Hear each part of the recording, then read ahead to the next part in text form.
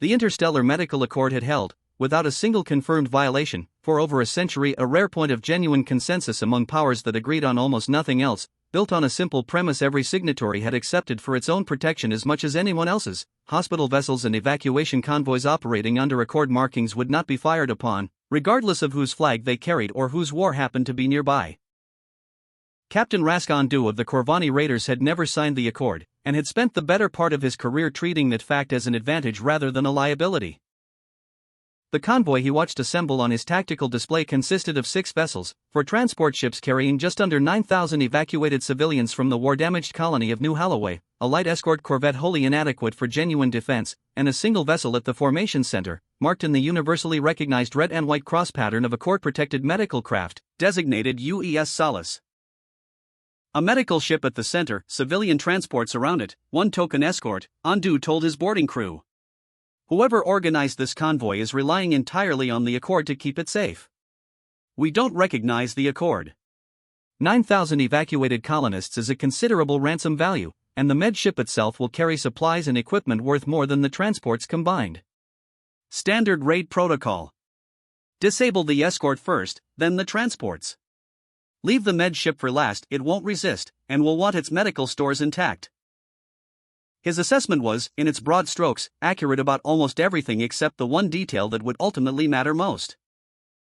Aboard the Solace, Dr. Captain Naomi Vasilenko, chief medical officer of the vessel and, by a command structure most Accord signatories would have found unusual, its senior commanding officer as well, watched the Corvani raiding formation's approach vector complete on her own display with an expression that carried considerably less alarm than the situation, by any conventional measure, warranted. 6 raiders, closing on the escort corvette, said Commander Adrian Foss, standing beside her. Foss's official designation aboard the Solace was Chief of Convoy Security, a role that, on a genuinely unarmed medical vessel, would have amounted to little more than a formality. It was not, in this case, a formality. They're going to hit the escort first, Vasilenko said. Then the transports. They think we're the one ship in this formation that isn't a threat. That's the entire design, Foss said. Let's not disappoint them by proving otherwise too early. The Solace's actual specifications did not exist in any registry the Corvani raiders, or anyone outside a small circle within Earth's Defense Council, had access to. A deliberate omission that traced back 7 years, to an incident that Earth's Medical Corps still referred to, in official records, simply as the Kesley loss. The hospital ship Kesley had carried Accord markings identical to the Solace's own, evacuating 4,000 injured civilians from a border conflict that, at the time, involved none of Earth's own interests directly. It had been destroyed by a raiding force that, like Andu's Corvani crew, recognized no obligation to the Accord, and had assumed, correctly, at the time, that an unarmed hospital vessel represented no meaningful risk to attack. Every soul aboard the Kesley had died. Earth's formal protest to the Accord's oversight body had produced sympathy, a resolution condemning the attack, and no meaningful consequence for the raiding force responsible, because the Accord's enforcement mechanism had never been designed for powers that simply chose to ignore it. Dr. Yuki Tanaka, the engineer who had led the Solace's retrofit program in the years following, had built her entire design philosophy around a single, uncomfortable conclusion drawn from that loss, that an unarmed hospital ship's safety had never actually depended on the Accord's authority. It had depended entirely on the goodwill of whoever encountered it, and goodwill, history had repeatedly demonstrated, was not something Earth could guarantee for every future crew and patient aboard its medical vessels. We can't stop being a hospital ship, Tanaka told the Defense Council's review board, presenting the Solace's retrofit proposal. The Accord markings, the medical mission, all of it stays exactly as it's supposed to be. What changes is what happens the moment someone decides those markings don't matter to them. We built a ship that can still save 4,000 lives in its medical bays, and can also make sure nobody gets the chance to end all of those lives the way the Kesley's crew never got the chance to stop. What Tanaka's team had actually installed, disguised within systems that would read, to any external scan, as standard medical diagnostic and life support infrastructure, was an integrated defense architecture the program had internally designated the Ward system, a full-hull adaptive shielding network drawing power from the same reactor grid that supplied the ship's surgical and life support bays, paired with a precision-disabling weapon suite housed within what appeared, to any external sensor, to be routine medical scanning arrays. The entire design principle, Tanaka explained, is that nobody should ever be able to look at this ship's registry and know it's anything other than exactly what it claims to be right up until the moment that matters. Foss, aboard the Solace 7 years later, watching the Corvani raiding formation close on the escort corvette, understood exactly how much that principle was about to be tested.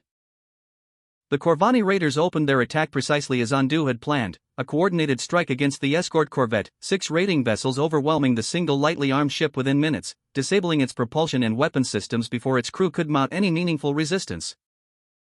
Escort disabled, Andu's tactical officer confirmed. No casualties reported, propulsion and weapons both down. Moving to the transport formation now.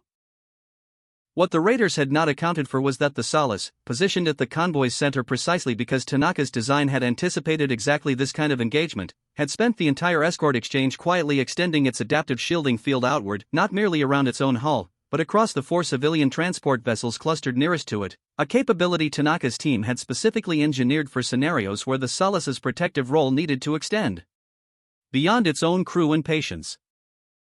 When the Corvani raiders' second wave closed on the nearest transport and opened fire, their weapons struck a shielding field that had never appeared on any scan of the convoy before the engagement began, and that registered, on Andu's own tactical display, as an anomaly his own systems struggled to classify.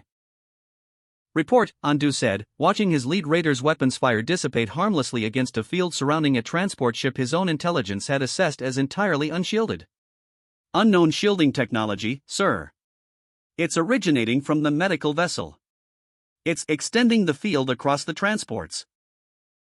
Andu studied the readout for a long moment, his earlier confidence giving way to a more careful recalculation. The med ship is defended, he said slowly. That contradicts every prior assessment of Accord vessel capability we've operated from. Aboard the Solace, Vasilenko opened a channel to the raiding formation, her voice carrying the same measured calm she used with a distressed patient. Captain Andu, I'd ask you to withdraw your forces from this convoy. We are an Accord-marked medical evacuation, and we intend to remain exactly that. But we will not allow 9,000 evacuated civilians to be harmed while we have the capability to prevent it, and I would ask you to understand that we do, in fact, have that capability. Andu did not withdraw immediately. Pride, and the considerable investment already made in the raid, argued against an immediate retreat. He ordered a concentrated strike directly against the Solace itself, 6 ships focusing fire on the medical vessel's own hull rather than the shielded transports, on the theory that whatever was generating the shield field could be disabled at its source. The Solace's hull absorbed the concentrated fire without a single breach, its own dedicated shielding, considerably more robust than the extended field protecting the transports, redistributing the load across the full adaptive lattice exactly as Tanaka's design specified. Foss, watching the engagement from the tactical station Accord regulations had never anticipated a medical vessel actually needing, authorized a single precise disabling strike against Andu's own flagship, severing its propulsion in one pass. The 5 remaining Corvani vessels, watching their commander's own ship go dark, broke off the engagement without further order. Andu, adrift and disabled, transmitted a final message to his retreating crew before the Solace's shielding cut his own weapon systems from any further use. Full withdrawal, he said. That ship isn't what we assessed it to be. Nothing about this raid was what we assessed it to be. News of the Corvani raiders' failed attempt reached General Iora Vashti of the Threxil Combine within hours, relayed through the same informal networks that carried news of unusual engagements across the sector's less regulated territories. Vashti's interest in the convoy, unlike Andu's opportunistic raid, was considerably more specific and considerably more strategically grounded. Among the 9,000 evacuated civilians aboard the new Holloway convoy was Dr. Elian Okwuosa, a systems researcher whose prior work, before the colony's evacuation, had included classified contributions to exactly the kind of adaptive shielding architecture that had, according to Andu's after-action report, just defeated an entire raiding force. Warlord Marn Threxil, Vashti's superior, had authorized her mission with a single, explicit priority: secure Okwuosa, by force if necessary, and determine the actual nature of whatever defense system had disabled the Corvani raid. The raiders were amateurs, operating with inadequate force projection, Vashti told her own tactical staff, reviewing Andu's account. 6 ships against an unknown defense system was never going to succeed. We commit properly, with proper reconnaissance, and we do not repeat their mistake of assuming this will be simple. The combined force that intercepted the convoy 11 hours later was considerably more substantial than Andu's raiding party, 31 warships, under Vashti's direct command, deploying not in a raiding formation but in a full tactical engagement pattern designed to isolate the Solace from the transports it had shielded during the earlier attack. Aboard the Solace, Voss watched the combined formations approach with a concern the Corvani engagement hadn't produced. "This isn't a raid," he said. 31 ships, proper formation, clearly reconnaissance informed. They know something about what happened with the raiders, and they've adjusted for it. Vasilenko's priority remained unchanged despite the scale of the new threat. "The transports still have 9,000 people aboard," she said. "Whatever they're actually here for, our mission doesn't change. We protect the convoy. Everything else is secondary." Tanaka, monitoring the Solace's systems from her engineering station, ran the shield network's projected capacity against the new threat scale. "The Ward system was built to handle a rating scale engagement," she said. 31 coordinated warships is a considerably different scenario. I don't have confidence numbers for sustained defense at this scale, extended across the transports, for as long as this engagement might take. Then we find out what the system can actually do, Vasilenko said, because withdrawing the shield from the transports isn't an option we're going to choose. Vashti's engagement plan, informed by Ondu's account of the Solace's ability to extend its shielding across the transport formation, focused on a single tactical objective: separate the medical vessel from the transports before it could establish the extended field, isolating the convoy's civilian ships as vulnerable targets while a dedicated task force dealt with the Solace directly. The combined formation split accordingly, 22 vessels moving to encircle the 4 transport ships, driving them away from the Solace's position, while the remaining 9, under Vashti's direct flagship command, moved to engage the medical vessel and prevent it from closing the distance back to its convoy. "They're trying to separate us from the transports," Voss reported, watching the formation split develop. "If they succeed, the transports are exposed without the extended shield, and we're isolated against 9 ships including their flagship. Then we don't let the separation happen," Vasilenko said. She looked to Tanaka. "Can the Ward system maintain a mobile extended field while we're actively repositioning?" "It's not what it was designed for," Tanaka said, "but the underlying architecture doesn't actually require us to stay stationary relative to the transports. It requires us to stay within effective field range. If we can hold that range while moving, the shield extension should hold." "Then we move," Vasilenko said. Adrian. She caught herself, the slip of an old colleague's name surfacing under pressure before she corrected it. "Take us directly toward the transport formation. Full speed. We close the separation before they can complete it."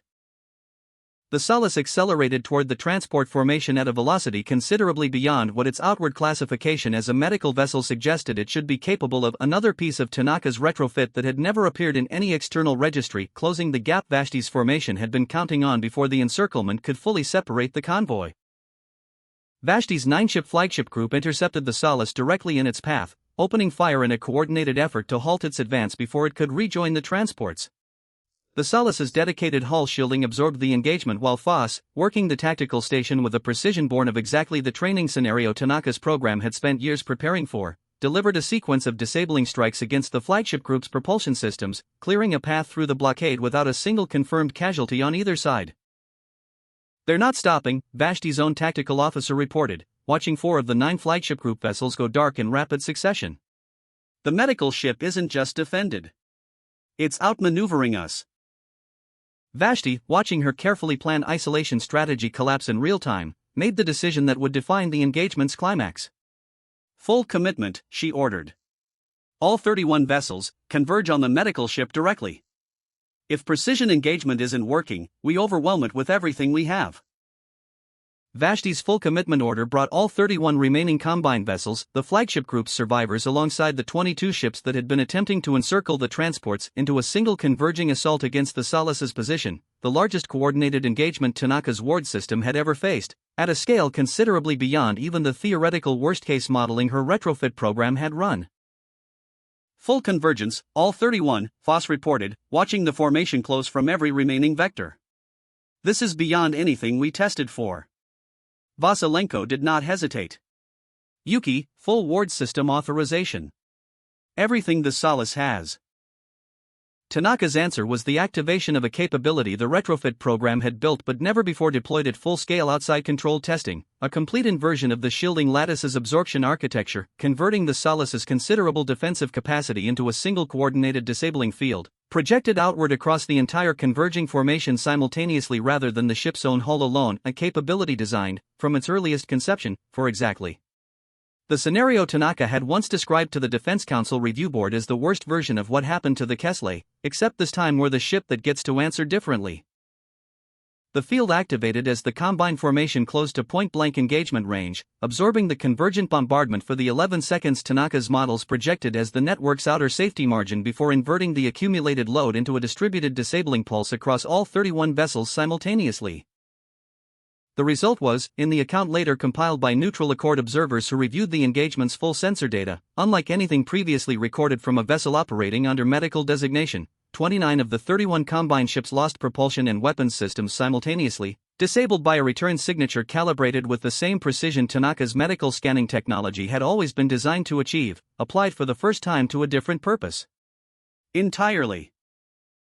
Vashti's own flagship, among the two vessels that survived the pulse at the formation's outer edge, watched her tactical board go dark across nearly the entire assault force in a silence that stretched considerably longer than either Ondu's or her own earlier moments of doubt. A channel opened on the Combine fleet-wide frequency. Vasilenko's voice came through, steady and without triumph, carrying the same tone she used when delivering difficult news to a patient's family. General Vashti, your fleet is disabled, not destroyed. No hull breaches, no confirmed casualties across your entire formation. This convoy is carrying 9,000 evacuated civilians and it will continue to that destination. If Dr. Okwuosa wishes to speak with your government about his prior research, that will be his choice to make, freely, once he is somewhere safe enough to actually make it. It will not be something taken from this convoy by force. Footage and sensor data from the engagement reached the Interstellar Medical Accord's oversight body within days, submitted not by Earth's own delegation but by neutral third-party observers who had monitored the convoy's transit and confirmed, independently, both the unprovoked nature of the Corvani and Combine attacks and the Solace's restraint throughout an engagement that had, by any measure, given it ample justification for considerably more lethal force. The Accord's emergency review session, convened within the week, produced a reckoning considerably more direct than any prior discussion of the Kesle loss 7 years earlier had managed. Delegates who had previously treated the Accord's enforcement gap as a regrettable but unfixable limitation found themselves confronting, for the first time, a demonstrated example of a signatory nation choosing to close that gap unilaterally rather than continuing to rely on an honor system that had already, once, cost thousands of lives. Earth did not violate the spirit of this accord, Dr. Captain Vasilenko told the review session, delivering testimony in person for the first time since the engagement. We did not carry offensive weapons designed to seek out and destroy. We built a system designed to do exactly one thing: make sure that the next time someone decided our markings didn't matter to them, they would discover that our patient's safety did not depend entirely on that decision being made in good faith. I would ask this body to consider whether the actual violation here was our retrofit, or the 11 years of confirmed attacks against Accord vessels that this body's own enforcement mechanism never once meaningfully addressed. The review session did not immediately rewrite the Accord's underlying framework. Institutional caution, as it had proven before, moved more slowly than any single incident's urgency demanded, but it did produce a formal acknowledgement, adopted without objection from a majority of signatories, that defensive retrofits of medical vessels, calibrated specifically toward non-lethal disabling capability and deployed only in direct defense of protected personnel, did not constitute a violation of Accord protections, and that the Combine's unprovoked assault on the convoy constituted a serious breach warranting formal sanction. General Vashti, recalled to Threxil Combine leadership to account for the loss of 29 vessels to a target her own intelligence had assessed, incorrectly, as an unshielded prize, delivered a final report considerably more candid than her initial engagement planning had reflected. We treated a medical designation as a tactical vulnerability rather than what it actually claimed to be, she wrote. I do not believe that assumption was unreasonable given the sector's history with Accord enforcement. I do believe it will no longer be a safe assumption going forward, and I would recommend the Combine adjust its doctrine accordingly before testing that assumption again.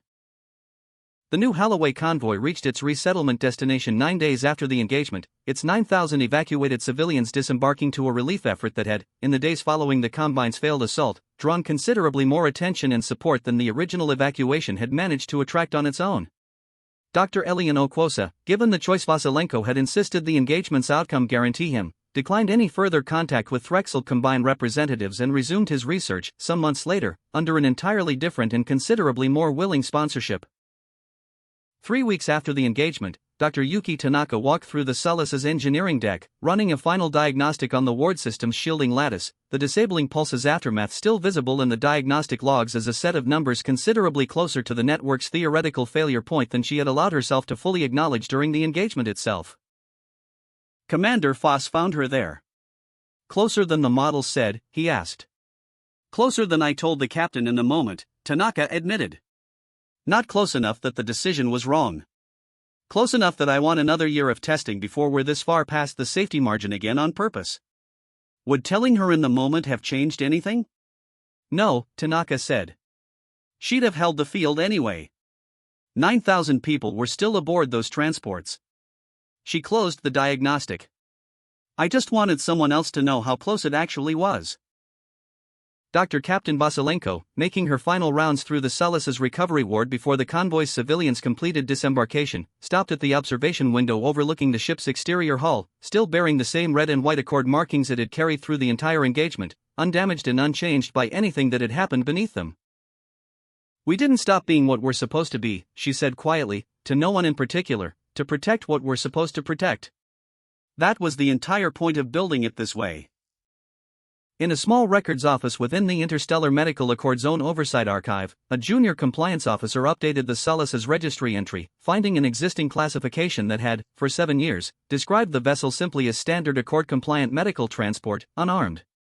She sat with the entry for a long moment, reviewing the full engagement record, the 29 disabled combine vessels, the 6 repelled Corvani raiders, and the 0 casualties recorded across every engagement the Solace had fought, and typed a new classification, followed by a note her supervisor would approve without changes the following week, reassessment based on new Holloway convoy incident. Vessel retains full Accord-compliant medical status and mission profile. Vessel additionally demonstrated integrated non-lethal defense capability sufficient to repel coordinated hostile engagement at scale, deployed exclusively in direct protection of medical mission and evacuated personnel, with 0 confirmed casualties across all recorded engagements. Recommend classification, protected medical status confirmed and unaffected by defensive capability. Recommend other signatory nations consider similar retrofit programs, given confirmed limitations of current Accord enforcement mechanisms. No one ever revised it.